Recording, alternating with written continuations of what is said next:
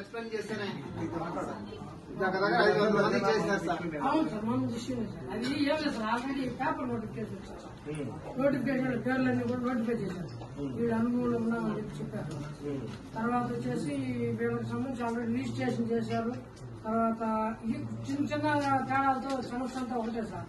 ఒకటేదంటే కొంతమంది ఏంటంటే government land లో ఉన్నారని, అప్పుడేం కాలువ ఇదేంటి కాలువలో ఉన్నారు, చిన్న చిన్నవి ఉన్నాయి. అవన్నీ కూడా ఏదో పెద్ద మనసుతో మనం, ఎందుకంటే వీళ్ళందరూ పాపం అప్పుడు జరిపినప్పుడు చెప్పినాం సార్.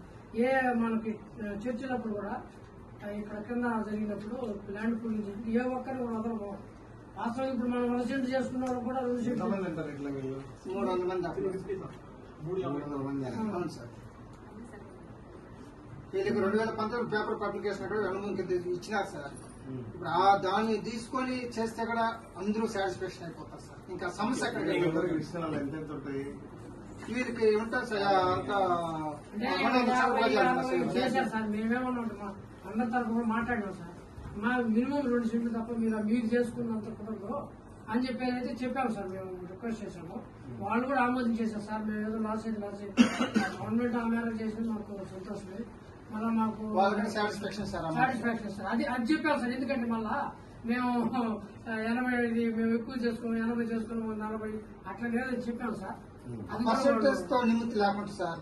ఇప్పుడు అన్న చెప్పినట్టు ఆ 2 సెంట్లు ఇస్తే అందరూ సాటిస్ఫాక్షన్ అవుతారు సార్. వాళ్ళకి అర్థం అది అవసరం లేదు సార్. ఇంటి దాకా ఇస్తే చాలు. ఏమ్మా అంతేనా? అది లెక్కలేదు. 2 సెంట్లు నేను 60 ఎకరాలు 70 ఎకరాలు 80 ఎకరాలు రిజిస్ట్రేషన్ చేసుకున్నా. పోయేదానికన్నా ప్రభుత్వం 2 సెంట్లు సార్ ఏదో కరెక్ట్ మాట్లాడతారు. తెలియక నష్టపోయినాము, దానికి సాయం చేయండి సార్. సరే, మొన్న వీళ్ళంతా వచ్చారు మా దగ్గరికి. సో మీ తరఫున మాట్లాడారు. అందరూ చెప్పాల్సింది మీరు చెప్పలేకపోవచ్చు, కానీ మీ తరఫున వాళ్ళు చెప్పారు. సాధ్యమైనంత వరకు ఎవరికి నష్టపోకుండా ఇబ్బందులు లేకపోవడానికి ప్రయత్నం చేస్తాము.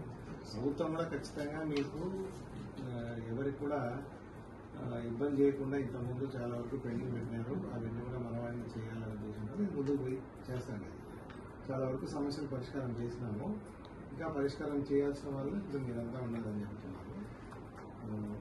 ఖచ్చితంగా ఒకసారి కలెక్టర్ గారి నోటీసులు పెట్టి దీని గురించి డీటెయిల్గా ఎక్స్ప్లెయిన్ చేసి, ఇక్కడ మీ అందరికీ ఇవ్వాలంటే మళ్ళీ ఎంత ల్యాండ్ దాంట్లో తీయాల్సి వస్తుంది, కేటాయించిన దానికైనా డిస్టర్బ్ అవుతుందా, ఏదైనా బఫర్ మనకు ఉందా ఒకసారి పరిశీలించి ఖచ్చితంగా పాజిటివ్ గానే చేయడానికి ప్రయత్నం చేస్తాం.